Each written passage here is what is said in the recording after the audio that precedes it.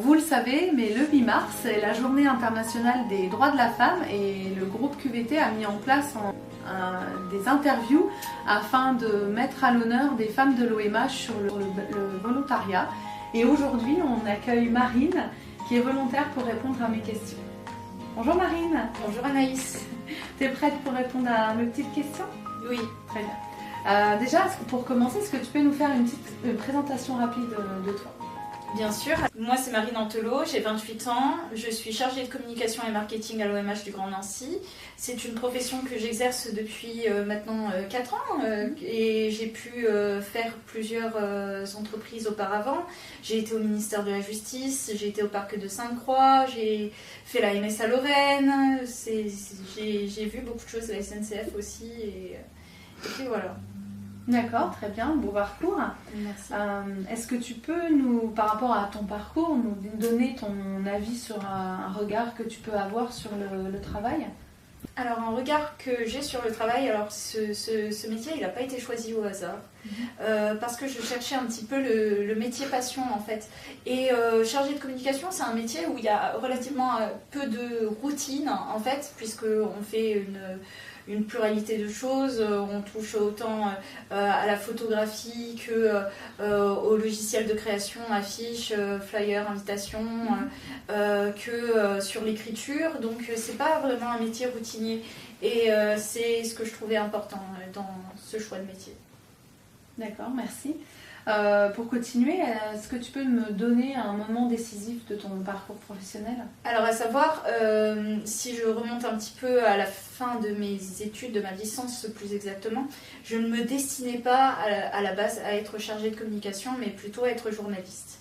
Et alors j'ai effectué un stage chez Virgin Radio qui s'est super bien passé, mais c'est là que je me suis rendu compte qu'il me fallait plus de stabilité dans ma vie personnelle et que je ne me voyais pas me lever à 3h du matin pour arriver à la radio.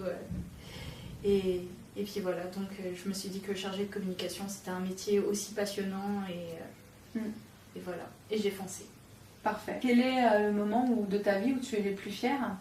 Je dirais peut-être que j'ai sauvé le bac de mon harceleuse au lycée. Ouais. Oui. Je suis tombée sur je vais peut-être pas rentrer dans les détails exactement, mais en fait je suis tombée sur le texte qui m'inspirait le plus. Mais dans mon corpus, il y avait un texte qui elle, était utile et qu'elle avait oublié. Et je me suis levée, j'ai pas réfléchi, je lui ai donné mon texte et je lui ai dit que cela te serve de leçon. Oui, certainement pour avancer par rapport à ce qu'elle t'avait fait, je pense. Oui, j'en suis assez fière parce que justement, je me suis pas laissée aller par la rancune, en fait. Même, je voulais pas qu'elle se sente pénalisée par rapport à son bac, qui est quand même quelque chose, une étape extrêmement importante. Et je voulais juste pas me rabaisser à un niveau de méchanceté. C'est surtout ça. Quel est le plus grand défi que tu as dû surmonter dans ta vie? Je pense que le plus grand défi que j'ai dû surmonter dans ma vie, c'était me faire confiance. Apprendre à me faire confiance, justement, parce que j'étais, justement, que je viens d'en parler, j'ai été une enfant parfois moquée. Et c'était compliqué d'obtenir cette confiance en moi que j'ai aujourd'hui. Et c'était toute une construction. Est-ce qu'il y a une idée reçue sur ton métier que tu aimerais déconstruire? Bien sûr, il y a des idées reçues sur mon métier. Aujourd'hui, la communication, tout le monde veut en faire et tout le monde croit qu'il peut en faire, sauf que c'est pas forcément le cas. Il faut avoir déjà une petite fibre pour l'écriture, pour la créativité. Et surtout, la communication, elle ne fait pas tout. La communication, c'est pas on est en codir et on va prendre les notes. Non, c'est pas ça de la communication. Donc bien délimité et il faut savoir s'imposer quand ça franchit justement les barrières de la communication. Oui, c'est un métier qui s'improvise pas, on va dire ça. C'est un métier qui s'improvise pas. D'accord. Pour continuer, qu'aimerais-tu voir changer dans le monde? J'aimerais que le monde s'apaise aujourd'hui. J'aimerais que ce soit beaucoup moins anxiogène. On allume la télé aujourd'hui, on voit des guerres, on voit des conflits, on voit des tensions globales. Et aujourd'hui, je pense que le monde a besoin de souffler justement. Et voilà, j'aimerais plus de paix.